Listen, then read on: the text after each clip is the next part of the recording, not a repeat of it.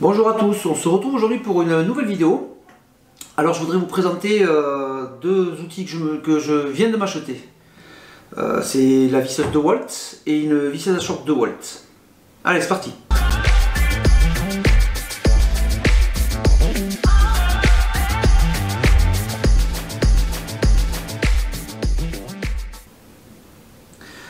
Alors j'ai acheté un coffret en fait où il y avait la visseuse avec deux batteries 18 volts 4 ampères et un chargeur rapide. Et puis comme j'aime beaucoup ces outils et cette marque, j'ai aussi acheté la visseuse à choc qui elle était sans batterie, mais puisqu'avec la visseuse j'avais deux batteries, ça suffit, c'est nickel. Donc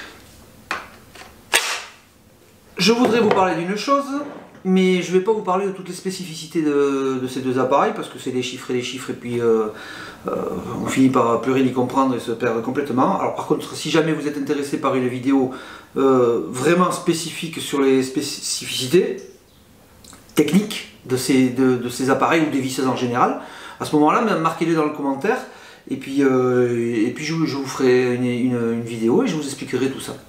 Je veux juste attirer votre attention sur une chose, et c'est sur le couple. Alors, on va éviter les blagues douteuses, et je dis ça notamment pour quelqu'un qui me suit depuis le début, et c'est Damien, puisque on va parler, dans le couple, on va parler de couple dur et de couple tendre. C'est deux façons différentes de tester le couple. Alors le couple se mesure en newton-mètre. Le couple dur et le couple tendre, c'est par exemple quand on visse dans du bois, une vis, donc là c'est une façon de tester le couple, et quand on visse un écrou sur une tige filetée, c'est une autre façon de tester le couple.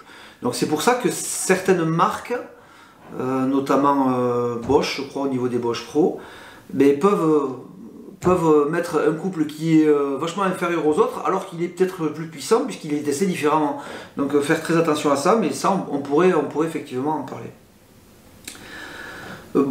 Là je peux vous donner le couple. Alors pour celle-ci par exemple, le couple dur tendre c'est 60 Nm et 23 Nm, mais vous dire à quoi ça correspond, vous n'allez pas le savoir. Donc, et celle-ci, pour comparer la différence, c'est 205 Nm. Donc c'est vraiment beaucoup plus puissant. Ça sera plutôt réservé à... moi par exemple je l'ai acheté pour faire de la terrasse. Quand on fait une terrasse de 15 mètres carrés ou 20 mètres carrés et qu'on visse, ben ça c'est beaucoup plus costaud et c'est beaucoup plus rapide avec ça. Et notamment d'avoir les deux ça m'arrange aussi puisqu'on peut faire un pré-perçage avec celle-là, mettre une mèche qui perce et qui fait le fraisage, et on visse avec celle-là. Alors au niveau des embouts, sur une clé choc il vaudra mieux prendre des embouts renforcés parce que ça tape quand même, et c'est des embouts hexagonaux comme les embouts normaux, mais ils sont plus costauds. Alors le petit avantage aussi c'est qu'il y a un crochet. Ce crochet est bien pratique, par exemple si vous êtes sur une échelle comme ça, vous pouvez la suspendre et pas la poser où elle risque de tomber, ou vous pouvez tout simplement l'accrocher à la ceinture porte-outils. Ce qui était pas mal aussi, c'est qu'il y a un aimant sur le côté.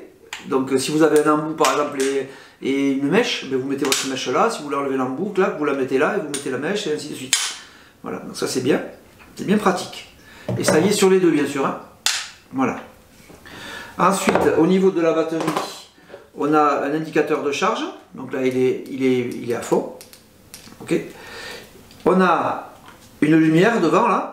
Je ne sais pas si vous la voyez avec le jour. Voilà. Et sur la visseuse à choc, alors la lumière c'est des projecteurs carrément. Voilà, je vous la mets en face. Regardez, hop. C'est carrément 3 LED là. Et ça éclaire, mais alors... voilà. Vous voyez la différence entre les deux.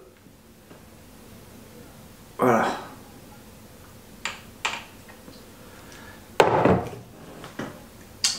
Qu'est-ce que je peux vous dire de plus? Que je les ai eu livrés dans des boîtes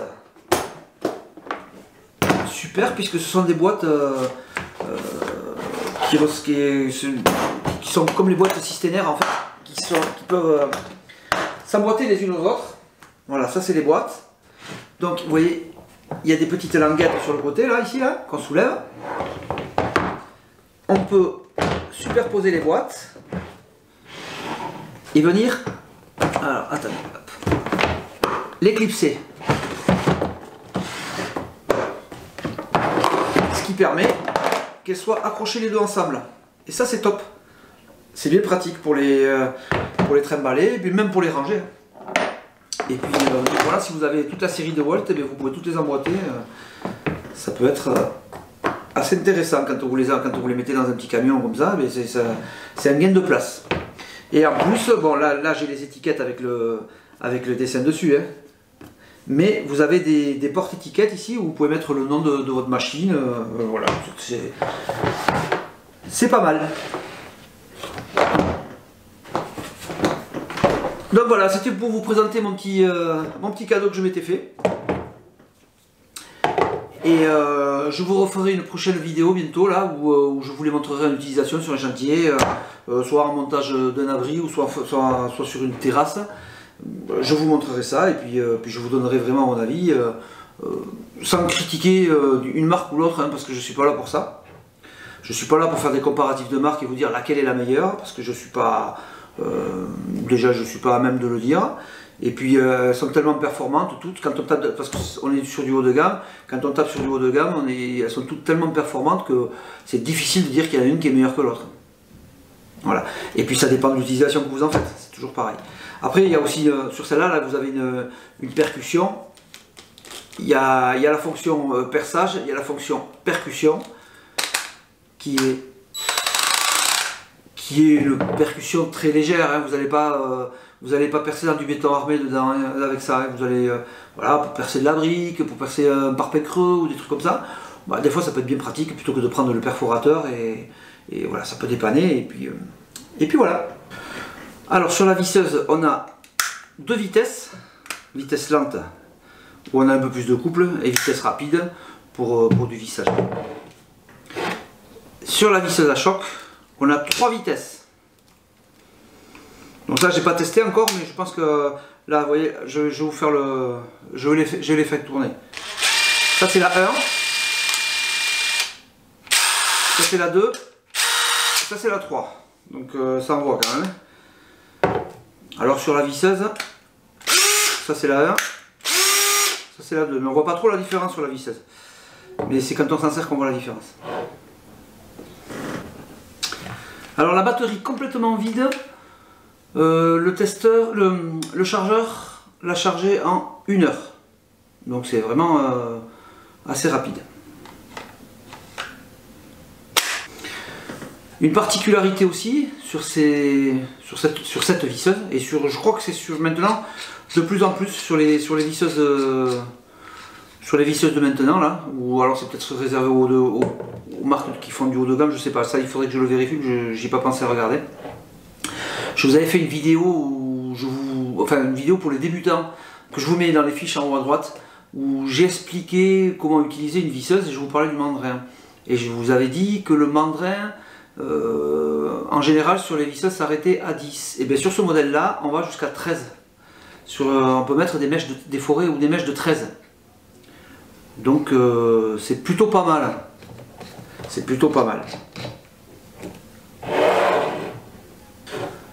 La visseuse n'est pas une brushless. Brushless ça veut dire sans balai. Celle-là elle a des balais. Elle a des petits balais donc qui s'usent, mais bon, franchement, il faudrait l'utiliser 8 heures par jour et pendant je ne sais combien de temps avant d'user les balais. Et celle-ci est brushless, c'est-à-dire elle est sans balai. Donc voilà. Après, il y a possibilité aussi de mettre une petite sangle ici, là, pour sécuriser, vous voyez, voilà une dragonne, quoi.